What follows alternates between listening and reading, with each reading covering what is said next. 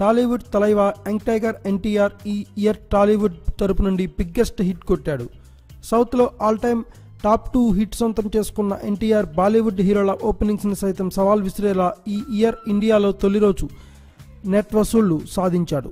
కాగా లేటెస్ట్గా రిలీజ్ అయిన super star Aamir Khan Dangal cinema తొలి రోజు మొత్తం మీద ఇండియాలో 29 కోట్ల నెట్ వసూళ్లు సాధించి రచ్చ చేసింది.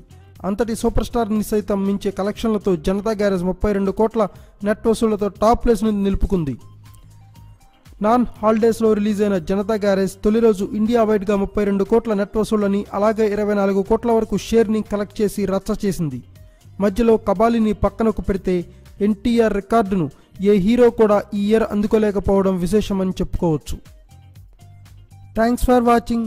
Please subscribe our channel.